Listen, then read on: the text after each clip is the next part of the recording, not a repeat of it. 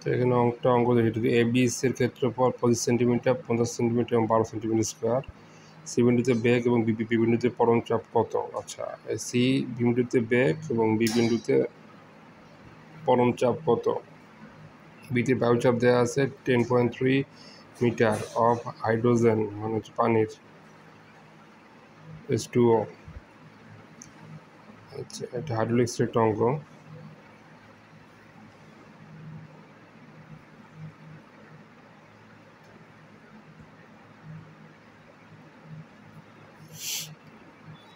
তাহলে এখানে V equal to velocity equal to 0, প্রেশারও 0 উপরে।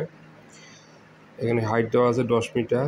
এটা হচ্ছে ডি বিন্দু, এটা হচ্ছে এ বিন্দু, এটা বি বিন্দু, সি বিন্দু। এখানে ডিস্টেন্স আলাদা আলাদা দেওয়া আছে 10 মিটার, 15 মিটার, 2 মিটার।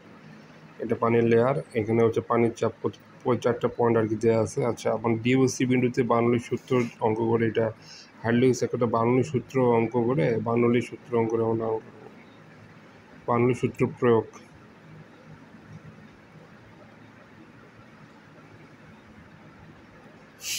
আচ্ছা, তো আমরা বার্নৌলির সূত্র জানি Z1 প্লাস ভি স্কোয়ার বা 2G প্লাস পি বা ডাব্লিউ ইকুয়াল টু, এখানে ডি এবং সি দুটি সমান। Z1 ইকুয়াল টু 25 দেওয়া আছে, যে 25, হ্যাঁ 25 হচ্ছে এ বিন্দু, বি বিন্দু হচ্ছে 50, সি বিন্দু হচ্ছে 12। তাহলে Z1 হচ্ছে 25, V equal to 0, 2 into G 9.810, P1 equal to 0 দেওয়া আছে, এটাও 0। তারপর Z2 ইকুয়াল টু 2 মিটার, এই distance Z2 plus B2 square আমরা জানি না, বা 2G 9.81, বা P2 এখানে 0, প্রেশার 0, ভাগ ডাব্লু 0-এর সাথে ভাগ দিলে যা হয় 0 হবে। তাহলে এখানে আমরা V2 আমরা আর কি পাবো।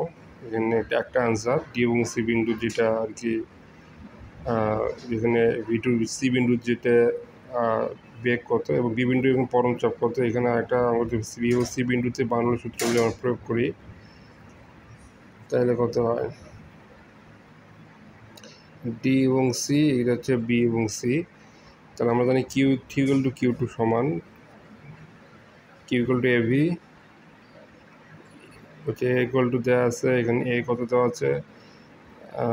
এখানে যে 25টা ছিল Z1, এটা মেনলি 15, 10, 25 আর কি। এবং এখানে যেটা A3 আছে, A3 ইকুয়াল টু আমাদের 50, এখানে 50 দেওয়া আছে। বি এর মান বি হচ্ছে A3 ইকুয়াল টু 50 ভাগ 100 square into V3। A2 equal to A2 কত? A2 দেওয়া আছে এখানে সি বিন্দু, যেটা আর কি 12 হচ্ছে।